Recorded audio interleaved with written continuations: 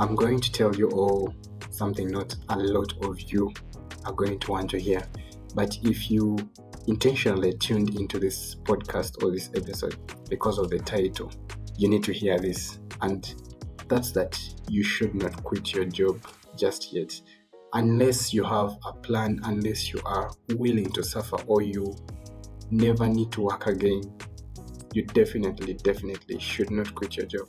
I do know that there are circumstances where it calls for it, but for most people, we need a job. You shouldn't just assume you're going to get another one or you start a company like those stories we hear and see that you're going to succeed, because it's all hard. It's all very hard. Finding another job is hard. Starting a company is hard. Doing your job right now that you think is hard is also hard. And if you haven't learned anything during your time in a company, then I don't think you should go on to, branch out. It is also a decision that you need to talk over with someone and should never take alone. So if you are young, let's talk about it. I won't be able to hear you talk back, but I hope I can still help. So let's get into the episode.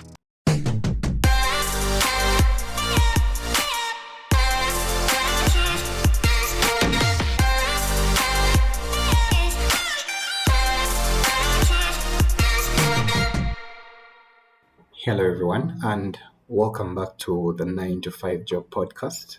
I am your host Raymond, and this is a podcast that's all about maximizing the hours outside of work to build the life that you want. So today's topic is a big one. It's should you quit your job? It's a question, it's a topic, and we're just going to look at the different variables and try to see if I can help you make that decision. I hope that at the end of it all, I have convinced you, like I say, to stay with your 9 to 5, try to grow that out and build a better base for you before you actually quit. But I also hope that I will lay out the prerequisites and the signs that you should quit if everything is going wrong. So if you are considering leaving your job, I hope you have really considered all the factors. Do you have a concrete plan, a realistic plan in place? For example, have you saved enough money to comfortably sustain you during that transition period? Or have you built enough knowledge and skills to confidently stand on your own to branch out? If none of these scenarios apply to you, then we need to talk, because quitting isn't just like any other decision. There is a lot of weight to it. Jobs are literally getting harder and harder to find. So you need to actually be very careful when you're deciding to either transition or actually leave work. And I get that there are very many factors that play to someone wanting to leave their job. So maybe it was a tough day at work, or your boss said something dismissive, your projects feel thankless, like they don't have a lot of impact, or you just feel stuck.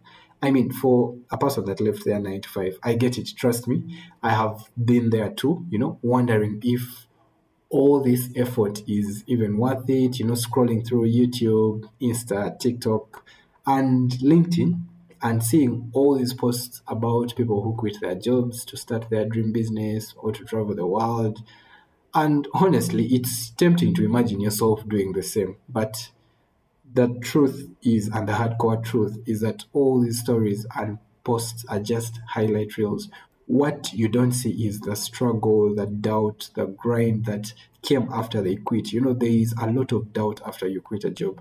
There is going to be a lot of struggle to actually position yourself in the industry if you didn't do that while you are in your previous employment or something like that. So before you make that leap, let's unpack what is really happening here. So why are you feeling like this? I came out with 3 reasons, and let's just try to discuss them. So sometimes it's burnout. It's either you are tired, or it's a toxic work environment, there is lack of recognition, or even you're just bored. I mean, like the work bores you. So these feelings, yes, are valid, but they don't always mean that you need to quit. So you need to actually consider that, if it's burnout, can you actually change the environment, or can you change something that either makes your work more interesting or makes it less stressful?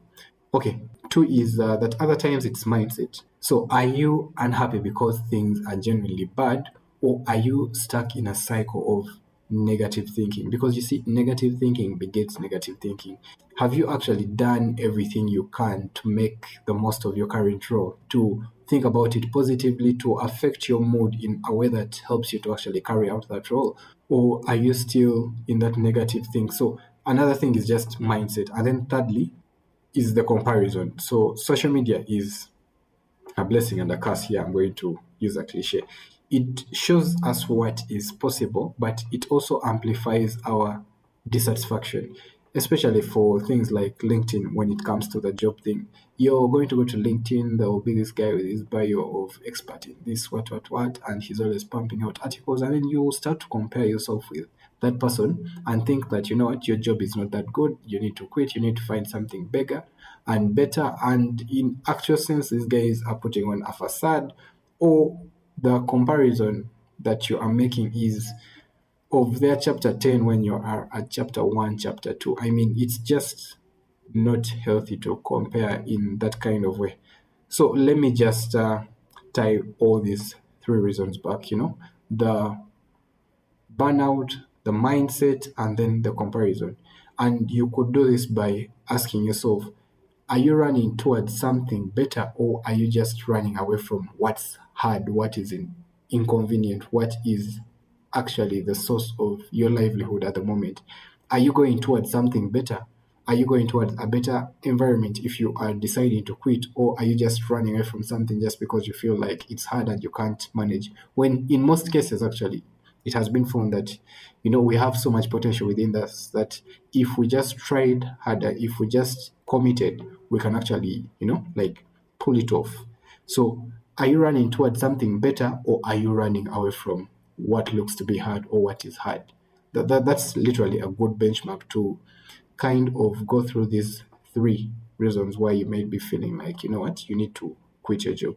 And quitting your job is like literally one of the biggest decisions you'll ever make, because it falls into this category of the big three. Because with the three biggest reasons, or according to Naval Ravikant, the three biggest decisions you make in life is who you spend your life with, where you stay, and then what work you do. So within the what work you do is where this whole decision of I get to work here or I don't get to work here. It's that whole trade-off of leaving one opportunity for another. So let's just break that down. How do you actually make the decision of quitting your job or actually staying there?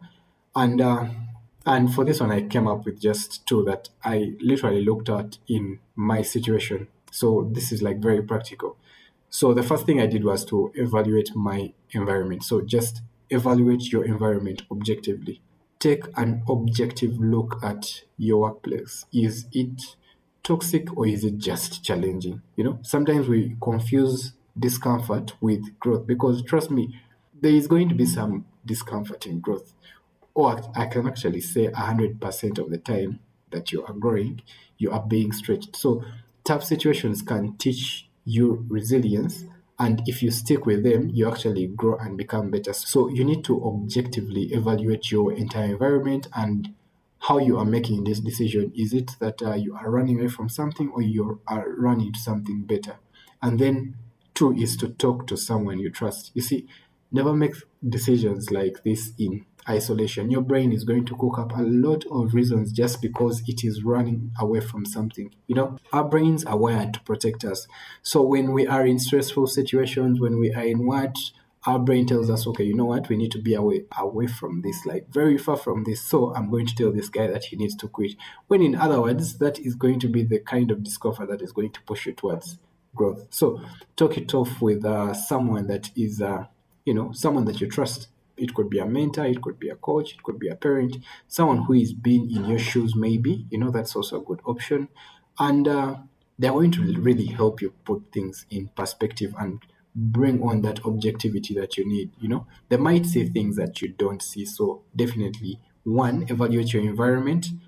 Two, talk to someone that you trust. And then three, consider your own personal life circumstances and how your goals are aligned to this. So if you looked at your trajectory in the environment that you have, it's also part of evaluation. But yes, in the environment that you are in, is it going to give you the kind of platform that you are going to grow and be on this trajectory that you want to be on, that serves your goals, that is in line with who you are, things like that, take like an inward view and then compare that with the kind of role that you are doing. And it all comes from asking yourself these hard questions, like, what have I learned in this job? Have I exhausted all the opportunities to grow here? Am I financially and emotionally prepared for what comes next, for when I quit?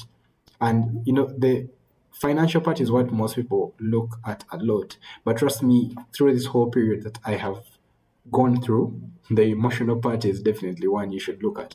Are you going to be emotionally strong to stave off the self-doubt that comes, the feeling of you not being grateful for the things you have, like you have been having a good job, everyone else is like they are not employed or something like that, and then you're just throwing it away. So are you going to be able to actually manage those thoughts that come into your head, people that are going to judge you for it, things like that? Like, emotionally, are you prepared for what comes next? So those are things that you can literally use to kind of evaluate this decision. And there's actually something I want to tie this back to. There is this whole quote that I forget who coined it, but it's something that stuck with me and I wanted to share it with you as well. He or she said that you should only quit to start your own company, your own business, if you are able to write a book about your experiences. So write a book about that one thing that you have been doing. So it could be your experiences, your processes, the kind of people needed, the resources, the effort it requires to do that thing and do it well, with everything enclosed. So let me just read that again. You should only quit to start your own business if you are able to write a book about your experiences, the processes, and the kind of people, the resources and effort it requires to do that and do it well, with close to viable business models that reflect more reality than optimism. So this last part that I hadn't actually, I'd skipped over it, but the thing about adding reality and overweighing that, or making it more important than optimism, because you see, sometimes we look at an industry as a technician, if you're following the whole E-Myth kind of spectrum, that you are a technician and then you are a manager and then you are an entrepreneur.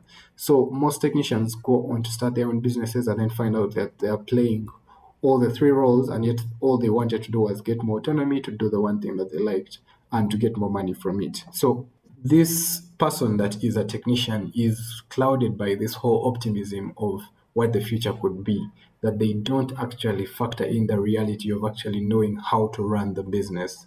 You get it? So as you are also thinking about this, look at yourself when you are looking inwards. Are you able to actually write a full book about what you are doing, and people would be able to read it? Because that's just a simple benchmark for how ready you are to take on these things. Because you realize, if you are, let me say, I'm going to use my own example, a property manager, and the role you have been in is these simple operations and things like that. But then you're not able to write down what a maintenance schedule is, or you're not able to do a full tenant onboarding process, or you're not able to onboard a client, a property management client, like the landlord, not just these tenants and everything. If you're not able to do a tenant screening process, I mean, these are small things that are going to tilt more clients into your favor just by showing that you know them and you have the expertise. But when someone comes to you, you are a technician, you have been the best property manager in this company, and just because there has been someone doing the finances, you think you can do them better. And then when you actually get into the financing, you find out that, you know what, wow, this is a lot of work. I can't do this. I should have stayed.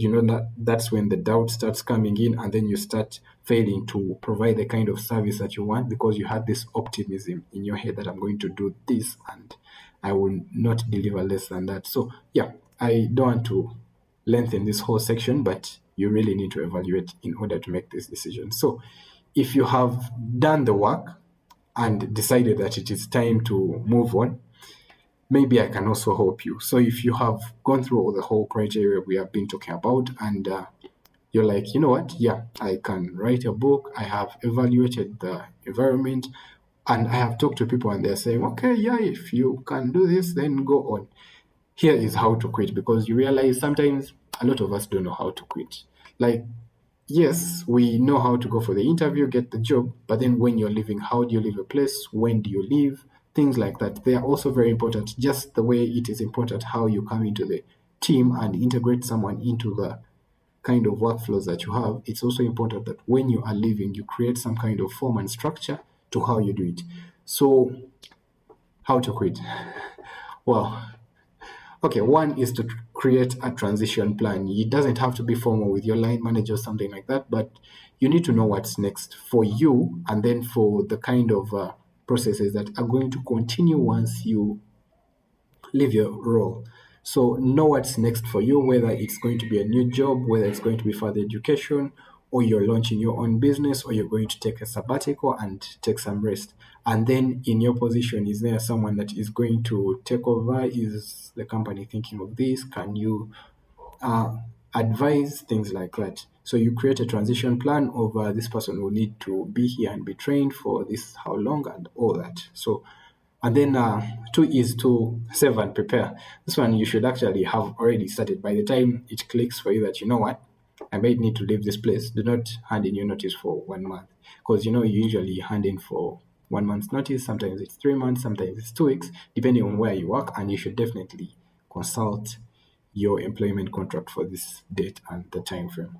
So save and prepare. Have at least 3 months worth of expenses saved. And actually 3 to 6 months. And I'm not talking about 3 to 6 months salary. That is different. 3 to 6 months expenses. So that you see, when you have already created a transition plan, you know how your expenditure is going to be. That was in the first step. So if it's going to be further studies, let me say right now for a master's, let me say in the one I wanted to do, psychology, or in investment and risk analysis, the tuition was about 4.6, something there. So I know that I'm going to be, dashing out 4.6 every semester. So first semester starts in August. So around that area from, I can spread it out and say July, August, September, October, I should have already paid the full tuition. That's about 1.2 every month. So that is the expenses that I need to be saved up for that month. So 3 to 6 months. Or if you're going to travel, you just have to have an expense plan, so that you don't spend above budget, and you just kind of manage this whole period so that you don't go into panic mode and everything is going to be stressful for you. Trust me, if you don't have your finances in check. So it's just about peace of mind. And then finally, once you're leaving, exit gracefully. Even if you are unhappy, live on good terms. Relationships matter, and you never know. You never know when you cross paths with your former colleagues, or with your former employer, or with the clients that you are working with.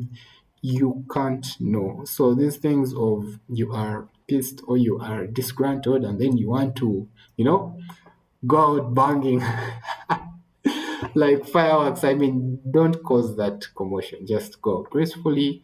Let everything transition on like you are still there, but you're not there. Something like that. Okay, and then here are the parts that no one else talks about. What happens after you quit? What comes after you actually leave? And I'm drawing this from personal experience, because no one told me that, man, after you leave, you're going to deal with some really emotional. I want a roller coaster, but yeah, the emotional roller coaster at first is exciting, but it's really a whole thing of high and low. So what I mean is that at first you might feel very free, empowered, you now have more time. Now, like for me, it was more time to read, more time to play tennis, more time to just kind of design my life and touch base, And then after that, reality sets in, the uncertainty, the fear, the doubt, sometimes regret. And guys, trust me, I think, okay, 3 weeks in, I'm starting to realize that it's normal. Although yes, I did have a few hiccups this week that weren't planned for, and I think now in hindsight you should definitely plan for black swan events as well in your in your transition plan and everything. I think you do need to plan for black swan events. So the whole emotional roller coaster is going to just be this whole thing of up and down. One is you won't have to wake up for work anymore, you don't have to report to people. Another one is you don't have to do this, especially if you're free, like if you're free, yeah. And then if you're starting your business, there will be that height of registering, and then what? And then like you're going to now you need to build the business, and then you get your first client. So it's a high. So it's this whole up and down that you actually need to be ready for. Don't just think like I'll just go grind. Yeah. And anyway, okay. On to number two, which is actually the grind.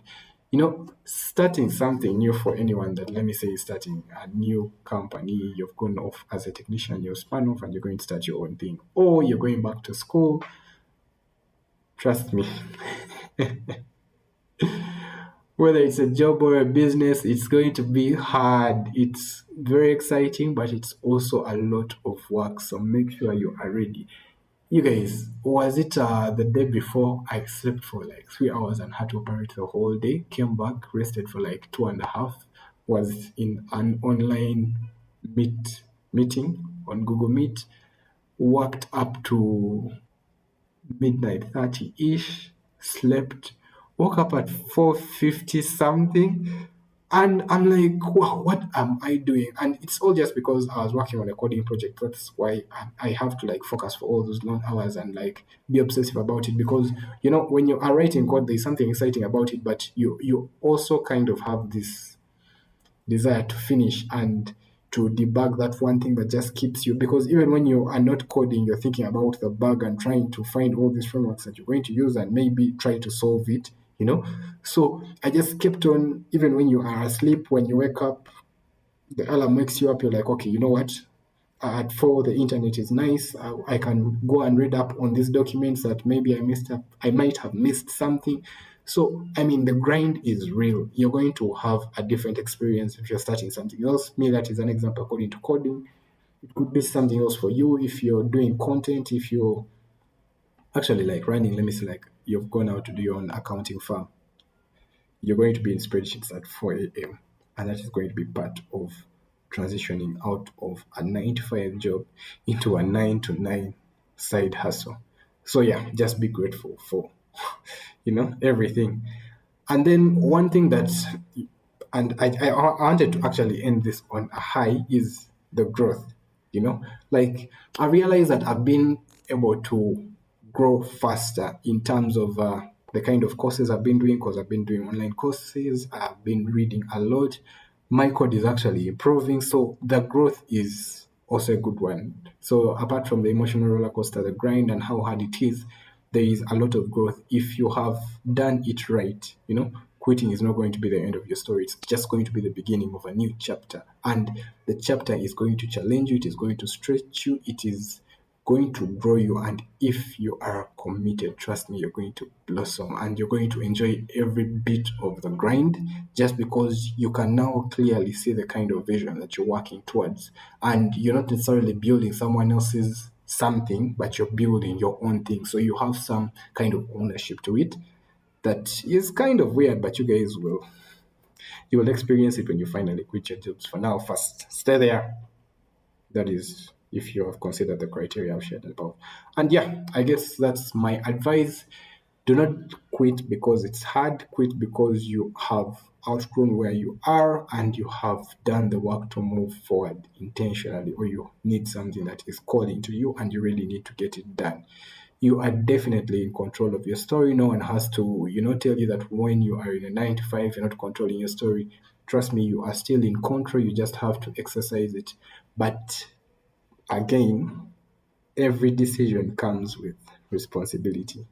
Make sure that you are ready for what's next, and do not let these highlight reels and the LinkedIn posts dictate your journey. And I guess that's everything I have on this topic. So thank you for tuning into the 5 to 9 Job podcast. If this episode resonated with you, share it with someone who might need it. And as always, leave a review. It helps us grow and reach more listeners like you. And until next time, just keep growing, keep building, and keep owning your 5 to 9 life. I'll see you in the next episode.